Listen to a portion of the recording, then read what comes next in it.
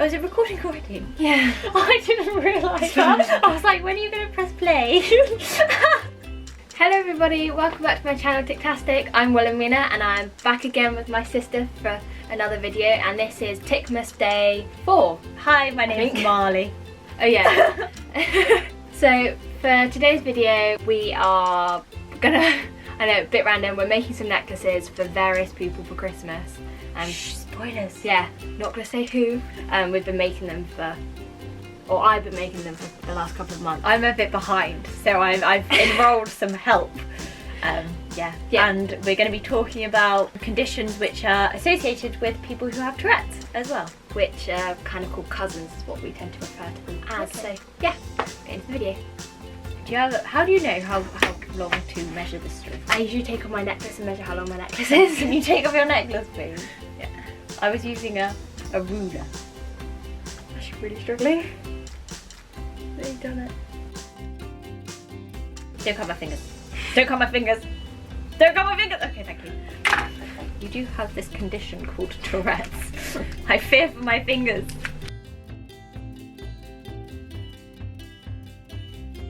These are mine. These are mine.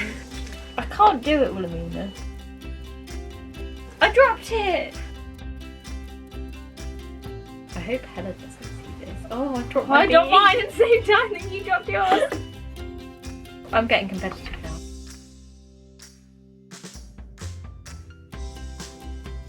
Which one do you do first, clasp or ring? I do ring. I do whichever one comes out the bag. Why am I so rubbish?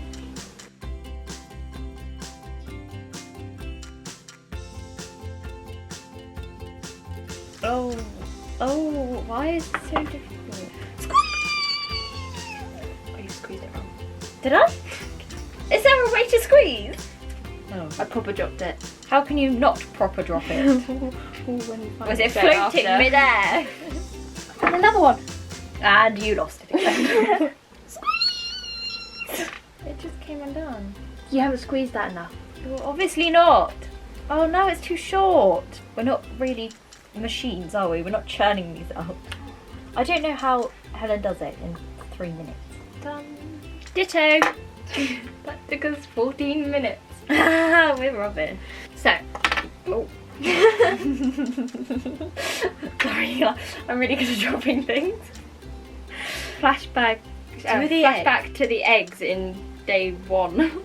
Anyway, as I was trying to say, we're going to talk a little bit about cousins of Tourette's and what that means. What's an example of a cousin of Tourette's, and what does that actually mean? Well, most people with Tourette will have a cousin of Tourette's, and it basically just means another Condition, another condition that goes along with Tourette's. So a couple of examples of these are OCD, ADHD, ADD, even sometimes anxiety. So they all link in. Do they sort of coexist? Yeah, they coexist with each other. And most people will have at least one cousin, sometimes more. So I have OCD and also anxiety. So how does OCD affect you? Well, a couple of years ago, first started noticing it when I had to have my bedtime routine done in a certain order. So when my parents were saying goodnight to me, I'd be all ready for bed and I'd go into my bedroom, and my mum would have to come in and say goodnight to me, but my dad wasn't allowed in the room, over the threshold of the door, whilst my mum was in there saying goodnight. And then my mum would leave, and then my dad would come in, have to say goodnight, then he'd have to turn off my lights, and then he'd go out. And that sort of seems pretty normal until it becomes something that it has to be that way. So what would happen? What did you believe would happen if the routine wasn't carried out? At first, I hadn't thought that thought process through. I just knew that when it wasn't happening in the right way, that it just wasn't right, it wasn't okay. And then when I was talking to my therapist about it, she was saying, well, if that would happen, what would happen? And I was like, I don't know, just something bad would happen. And that's sort of when we started realising that it wasn't just a habit. And then we started noticing it with other little things. So whenever I got a new pack of pens, for example, they tend to come in a packet when they're in a certain order. Yeah, And I love a new pack of pens. Yeah. They're always in like the best order. Yeah. So I'd keep the order, but I'd also keep the packet which it was in. So I'd keep the packaging with the pens in, like for all of them. And then if they weren't right, then I'd obviously get really upset again. Another example, if like I walked into a room and like on a plug socket, if there wasn't anything plugged in but the switch was on, that was also something that Quite triggering. yeah, over time it sort of got worse until we decided to sort of do something about it, because at the time I was having a really bad foot tic, which I couldn't get therapy for because we weren't entirely sure if it was linked in with my OCD, because it was sort of happening in quite a pattern. So I couldn't get therapy for the Tourette side of it without knowing that it definitely wasn't anything to do with the OCD, so that wouldn't benefit me otherwise. So I started doing CBT, which is a type of therapy which I'll talk more about in another video for it. And I worked really hard, and that really started to improve. And obviously it's a really hard thing to try and do, but I really wanted my OCD to be better and for it to not like run my life as much. Especially as at the time when I was at school, it was quite a big deal, because whatever class I'd go in, I'd have to sit in the exact same seat, which in primary school was fine because we had a seating plan, but in secondary school we didn't, or at least at first we didn't. So I'd go and sit down in that classroom for the first time on that seat, and then for the rest of the year, I could then sit in another seat. Someone then couldn't sit in my seat, so I'd come in, and if someone had got there before me and they were sat there, I couldn't cope with that. I'd have to like leave again. Just have to walk out the classroom. So I'd end up like rushing to get to places early, so that then I knew that someone wasn't sat in my seat. And it was like this like rolling cycle that obviously wasn't very good. Would you say that OCDs had a bigger impact on your day-to-day life than Tourette's has? When it was at its worst. It's difficult because they're both quite different, but I tend to see that how it goes with me sometimes, I think of it kind of like a wheel. And so Tourette's is on one side and my OCD is on another. And if my Tourette's gets worse and is on the top, my OCD is kind of underneath. But then if it switches around and my OCD is really bothering, my Tourette's is less so. Not always, that isn't always the case, but that tends to be a pattern that I see in myself.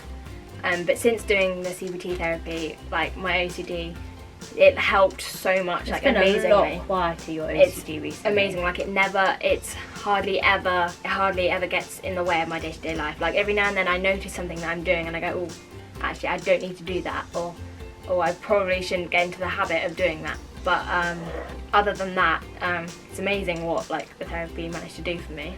What would you suggest people who think they're suffering with OCD should do, or have traits of OCD and also have Tourette's? Because it's very possible that they do actually have OCD. Definitely isn't an uncommon thing, especially with people that have Tourette's or ADHD or any of the other ones. But I was in the service CAMS in the UK, which is a children mental health NHS service, and I saw the therapist there once a week, and that actually really benefited me. Like that really helped. Also, and it can be quite difficult, obviously, identifying it because. Sorry, are you good? Did it break? It came off. Oof, hate it when that happens. It can be quite difficult to know whether you just like having your room tidy or you have to have your room tidy. If you're ever wondering, that's a bit weird that I do that. Is it because that's just a funny habit that you do, or is it if you weren't to do that, how would that make you feel? It's more of it's basically your brain telling you that if you don't do a certain thing, or if you don't do a certain thing a certain amount of times, then something bad will happen, or for some people something bad will happen to the specific people or in their family, or it can be quite a broad range of things on that respect, but that's the general idea. How do you feel when people sort of use the term OCD really loosely? For example, so I could have a really tidy locker and someone could go, oh, you're so OCD, when actually I'm just a tidy person. How does that make you feel as someone who actually suffers with OCD? Yeah. I mean, it can be quite difficult because that sort of phrasing and term is used quite a lot.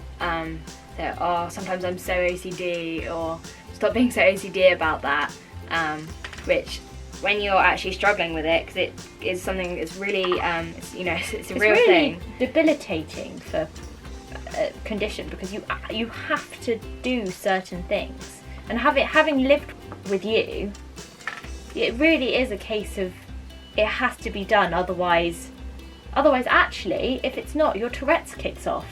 Yeah. So they really do go hand in hand. For example, if you had a thing at one point where you couldn't lend out pens, and so if I took a pen from your pencil case and didn't give it back, then not only would your anxiety go through the roof, but also your Tourette's would then kick off as well, because your anxiety was through the roof. Yeah. Which is quite difficult, because you do have to sort of go with it until you can find a solution to stop it. Yeah, it's a very real thing, because in that moment when something isn't done right, then there's no doubt that bad thing will happen, even though taking a step back, if you don't line up your shoes in a certain way, or if you don't wash your hands a certain amount of times, the world isn't going to end. Someone isn't going to get in an accident or something. In your mind in that moment, there's no shadow of a doubt that won't happen. It can be really hard to take a step back and be like, no, actually, that isn't necessarily, that is just an intrusive thought. Do you feel proud of yourself for overcoming that, your worst OCD? 100%. The difference from then and now is incredible, the amount that it doesn't bother me anymore. Yeah. Obviously there's still going to be things every now and then, it doesn't just disappear overnight, but compared to how it was, it's amazing. Are you more aware of when intrusive thoughts happen? Definitely. So you're able to control it more? Yeah. So when I'm away at boarding school, so there was one thing which I was still doing up until very recently, where I had to use a certain shower, so it was the shower on the left and not on the right, and because it didn't bother me, it wasn't affecting me in any way, it isn't intruding on my daily life in any way, so I hadn't really thought that I had to really change that until someone else was in that shower, and I was like, oh, I can't go in the other one. So even the other day I was like, no, I'm just gonna go in the other one, it's okay, it's just an intrusive thought. So it's still, having done the therapy for it, I'm still being able to put it into practice and use it, even if my OCD is got a lot less bad.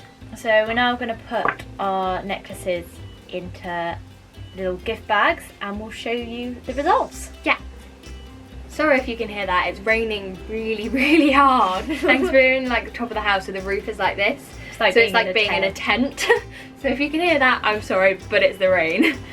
So we finished all of our necklaces. Here are a couple. Really pretty. Gar. Happy with those. Yeah. We hope you found this video nice and informative and enjoyed watching us make some necklaces, which was really random. Sorry about that. Yeah. And come back tomorrow for more Ticmas. Yes, come back for Ticmas Day 5. Day 5? Gosh, it's going quickly. Yeah. Don't forget to subscribe and hit the notification bell. Thank you for watching. I will see you tomorrow. Bye.